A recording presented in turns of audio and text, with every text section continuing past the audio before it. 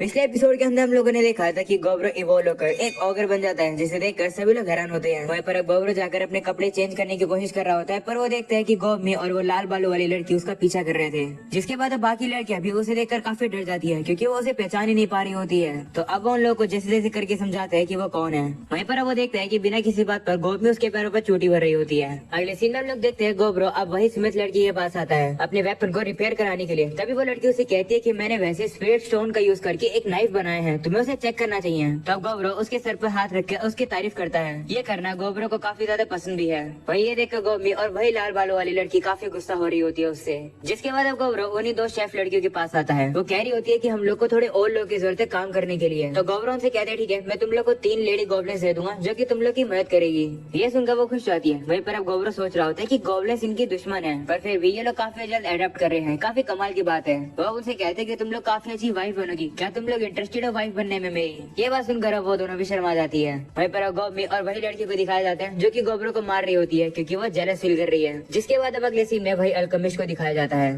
गोब्रो उसके पास आता है और कहते हैं कि तुमने तो ये पॉइजन बना रखा है, पर क्यों? जिस पर वो कहती है कि मैंने ये प्रोटेक्शन के लिए बनाया था, क्योंकि मुझे पहले नहीं पता था कि तुम जैसे गोब्लिन इतना ज्यादा अच्छा है, तो मैंने इसे यूज नहीं किया। वैसे कहना पड़ेगा कि तुम काफी कमाल के हो चुके हो। ये सुनकर अब गोब्रो उसे उठा लेता है और एक तरीके से वो उसके साथ खेलने लगता है। लेकिन तभी वो नोटिस करता है कि गोबमी और वही लड़की वापिस से उससे काफी ज्यादा गुस्सा हो रही होती है। इसकी वजह से गोब्रो को अब उन दोनों को भी गोदी में उठाना पड़ता है। इसके बाद अब गोब्रो सभी लड़कियों के साथ खेलता है और वो काफी थक जाता है। जिसके बाद हम लोग को डे 36 दिखाया जाता है। गोब्रो अच्छे से ट्रेनिंग नहीं कर पा रहे हैं, क्योंकि जो नॉर्मल गोब्लिन्स है वो तो उसके सामने टिक ही नहीं पा रहे हैं, और जो गोब की है उसकी भी काफी बुरी हालत हो जाती है। उसका तो आर्मर भी टूटने वाला होता है। गोब्रो को अब बाकी गोब्लिन्स को हील करना पड़ता है, नहीं तो वो गोब्लिन्स मारे जाएंगे। जिसके बाद वो गोब्रो से पूछते हैं कि क्या हुआ, जिस पर वो कहते हैं कुछ नहीं, मैं हंटिंग के लिए जा रहा हूँ। ऐसे बोलने के बाद वो चला जाता है। वहीं पर गोब्रो सोच रहा होता है कि कुछ तो गड़बड़ है। अगले सीन में हम लोग देखते हैं गोबमी और होप साथ तो एक साथ हंटिंग करने के लिए जाते हैं। पर जो गोबी होती है वो स्पिरिट स्टोन को माइन कर रही होती है। वो उसकी एक तरीके से हॉबी बन गई है। वहीं पर वो लाल बालों वाली लड़की तो ट्रेनिंग करने लगी है। वहीं पर गोब्रो को दिखाया जाता है जो कि सुई धागा यूज कर रहा होता है। वो दरअसल एक स्लाइम की ताकत का यूज कर रहा है अपने लेफ्ट आर्म के तौर पर। वो अब होप्सी से कह रहा होता है कि मैं क्यूरियस हूँ, क्या गोब की चीज ठीक रहेगा? जिस पर वो कहती है कि ये उस पर डिपेंड करता है कि वो रिएक्ट कैसे करेगा।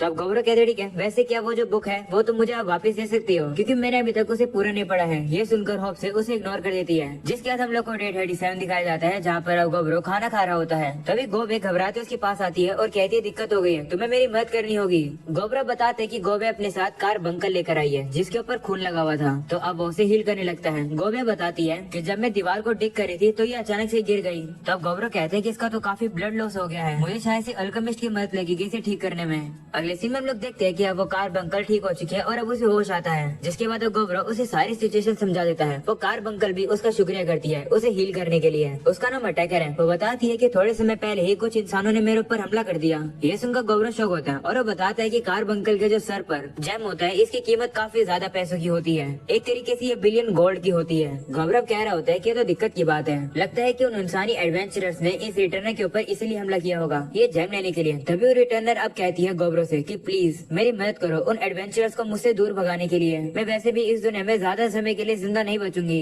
इसे मदद करो। तो अब गोब्रो हम लोग को बताता है कि रिटर्नर जो होती है वो एक आर्टिफिशियल कार बंकर होती है जिसे काफी समय पहले बनाया गया था एक लेजेंडरी मैच के द्वारा जिसका नाम वेलवेट था। और रिटर्नर अपने मास्टर की जो पुरानी ट्रेजरी है उसकी गार्डियन है। और जब इंसानों ने इस रिटर्नर के ऊपर हमला करा तो इसका जो कोर है वो काफी बुरी तरीके से डैमेज हो गया। इसका मतलब ये ज्यादा समय के लिए जिंदा नहीं रहेगी। और जो वेलवेट का खजाना है उसने अपनी पूरी जिंदगी लगाई है उस खजाने को इकट्ठा करने में। उस खजाने में काफी तरीके के लेजेंडरी आइटम्स हैं। रिटर्नर अब कह रही होती है कि मेरे मास्टर को इंसान पसंद नहीं है, वो अपने सारे खजाने को आपको देना चाहेंगे, ना कि उन इंसानों को।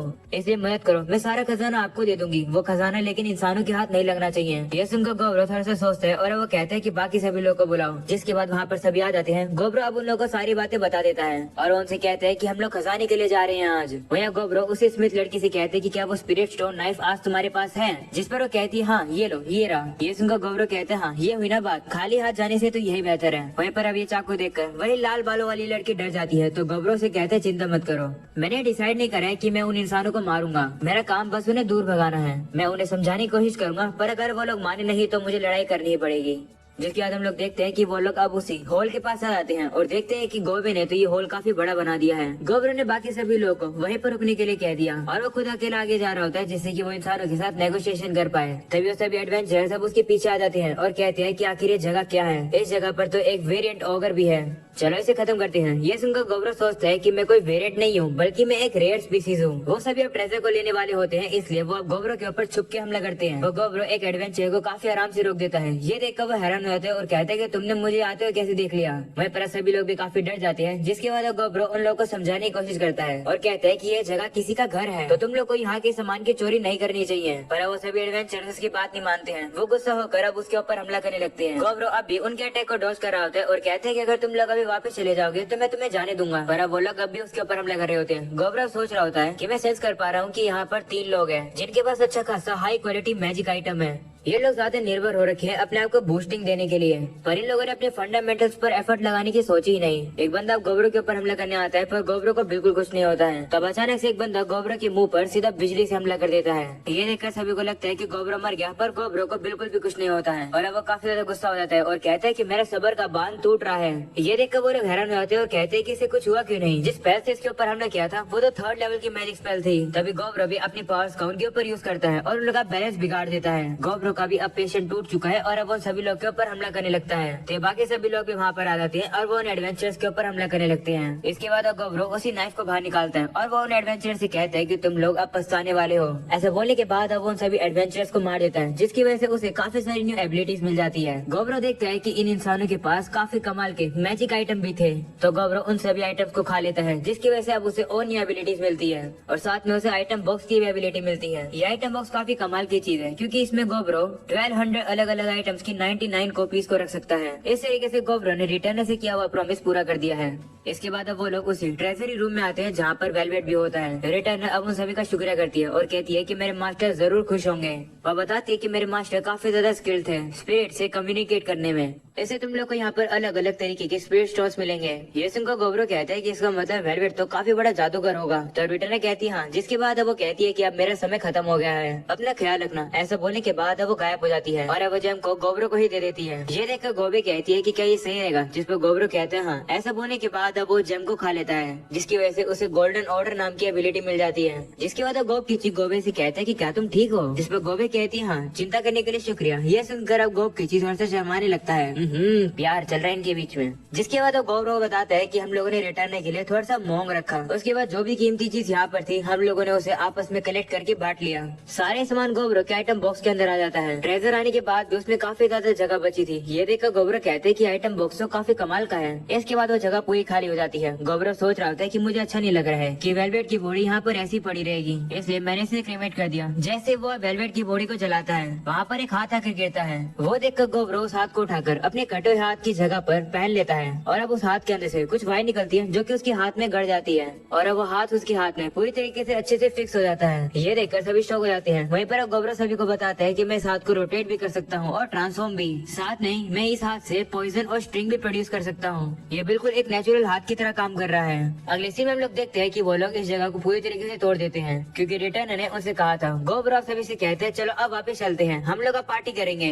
अगले सीन में लोग देखते हैं घर पहुंचकर अब वो लोग पार्टी करते हैं और अब डे 38 के अंदर लोग को जो भी ट्रेजर मिला हुआ था गौरव सारी चीजों को ब्लैक स्मिथ को चेक करवा रहा होता है और जैसे एक लेजेंडरी मेज से एक्सपेक्टेड होता है सारा सामान काफी कमाल का था। डे 39 में गौरव कुछ मैजिक आइटम्स को 15 होप गॉब्लिन्स को दे देता है और खुद वर्मिलियन स्पीयर रख लेता है। साथ में वो मैजिक ब्रेसलेट भी रखता है, साथ में उसके पास सिल्वर आर्म भी है। तो इसका मतलब टोटल उसके पास 3 लेजेंडरी आर्टिफैक्ट हो गए हैं। वो बता रहा होता है कि लेजेंडरी आइटम्स के लिए रैंक होती है और इतनी वैल्यूएबल होती है कि पूरी एंटायर कंट्री ही उनके ऊपर एक्शन ले लेती है। दोपहर में अब वो लोग खाने के लिए इंग्रेडिएंट्स इकट्ठा करते हैं। हंटिंग करना अब काफी ज्यादा इजी हो चुका है, क्योंकि सभी लोग की जो स्किल्ड है वो काफी इम्प्रूव हो गई है और जो खाना बनता है वो काफी ज्यादा कमाल का बनता है। वह गौरव थोड़ा सा चिंता में है, क्योंकि लाल बालों वाली लड़की ने अभी तक कोई लड़ाई नहीं करी है। डे 40 में गौरव बताता है कि आज हम लोग काफी सारी बैटल्स करने वाले हैं, ये देखने के लिए कि हॉप गॉब्लिन्स की रैंक कितनी है और मैं खुद की भी देखना चाहता हूँ। वैसे देखा जाए तो सभी लोग काफी अच्छा लेवल अप करे हैं, चाहे से हम लोग को मर्चेनरी कंपनी बना लेने चाहिए। और अब डे 41 की सुबह सुबह गौरव माउंटेन की जर्नी पर निकल जाता है ऐसे मॉन्स्टर्स को देखने के लिए जिससे वो आज तक नहीं लड़ा है। सबसे पहले वो गोल्डन स्पाइडर को मारता है और उससे एक एक्सपेंसिव दिखने वाली कैरापेस मिलती है। गौब्रो अब उसे खा लेता है और अब उसे काफी न्यू एबिलिटीज मिलती है। इसकी वजह से वो गोल्डन स्ट्रिंग्स निकाल पा रहा होता है। इसके बाद अब उसके ऊपर रेड डियर हमला करता है। गौब्रो अब उसे मारकर खा लेता है और अब जंगल में और ज्यादा अंदर तक आने के बाद उसे एक काफी बड़ा पेड़ मिलता है और इस जगह पर ड्रायड नाम की क्रिएचर रहती है। गौब्रो कहते हैं कि दादाजी के अकॉर्डिंग ड्रायड इंटेलिजेंट जातियों को सीड्यूस करती है, सिर्फ मेल्स को, और उनकी न्यूट्रिशन को खाती है और सिर्फ फीमेल ड्रायड सी होती है जो कि काफी खूबसूरत होती है। और हम लोग को पता चलता है कि दादाजी भी थोड़े से टर्की है वो भी एक दिन ड्रायड से मिलना चाहते हैं। इसके बाद हम लोग देखते हैं कि अब वो ड्रायड धीरे धीरे करके गौब्रो को सीड्यूस करने लगती है। गौब्रो भी थोड़ा सा फिसल जाता है क्योंकि पिछले लाइफ में वो हमेशा से सिंगल रहा है और उसने वो सब चीजें नहीं करी है। इसके बाद गौब्रो भी अपने एक्सकेलिबर को तैयार करते हैं और अब वो मैदान में आ जाता है लड़ने के लिए और अब उन लोग के बीच में काफी खतरनाक फाइट होती है और अब फाइट में क्या क्या होता है मुझे बताने की जरूरत नहीं है। एनीवेज नेक्स्ट सीन में हम लोग देखते हैं गौब्रो अब काफी एंजॉय करके वहाँ से जा रहा होता है। वहीं ड्रायड उससे कहती है कि दोबारा जरूर आना। जिसके बाद अब अगले सीन में हम लोग गौब्रो को देखते हैं जो कि एक हल्की सी वॉक लेने के बाद वाटरफॉल के पास आता है। वह वहाँ पर अपने पसीनों को साफ करा था लेकिन तभी वहाँ पर काफी सारे लिजरमैन उसके ऊपर हमला कर देते हैं। तब गौब्रो भी काफी आराम से उन सभी को हराता है। इसकी वजह से अब उसे काफी न्यू एबिलिटीज भी मिल जाती है। अगले सीन में हम लोग गौब्रो को देखते हैं जो कि अपने उसी सिल्वर आर्म का यूज करके काफी इजीली से एक और मोस्टर को हरा देता है।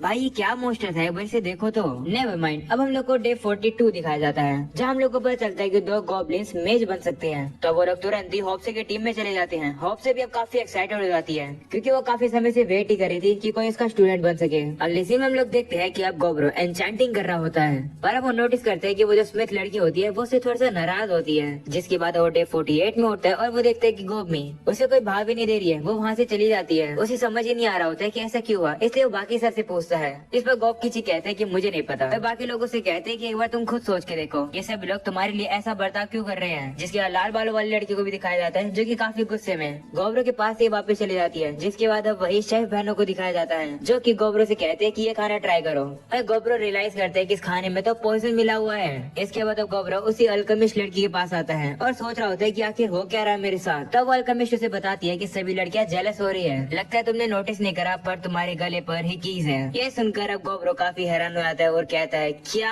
ड्रायर तो कुछ ज्यादा खतरनाक निकली।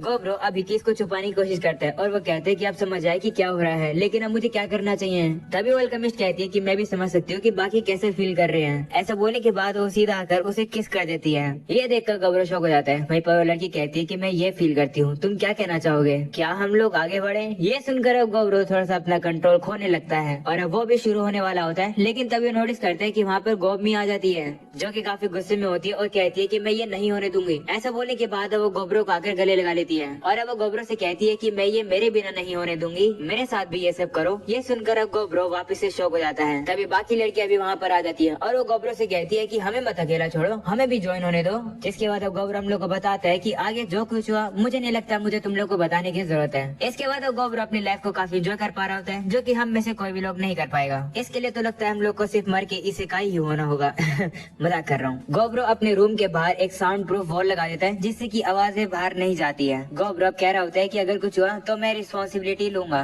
और अब यहीं पर होता है ये एपिसोड खत्म। आई गेस अगले एपिसोड में क्या होने वाला है तुम लोग को थोड़ा सा हिंट पता चली गया होगा। पर या एनीवेज आज के लिए इतना ही। ये वाला एपिसोड पसंद है हो तो लाइक कर देना, चैनल पर अगर न्यू हो तो सब्सक्राइब कर देना, मुझे इंस्टाग्राम पर फॉलो कर लो जिसका लिंक तुम लोग को डिस्क्रिप्शन एंड कमेंट में मिल जाएगा। आज के लिए इतना ही। वीडियो देखने के लिए दिल से शुक्रिया।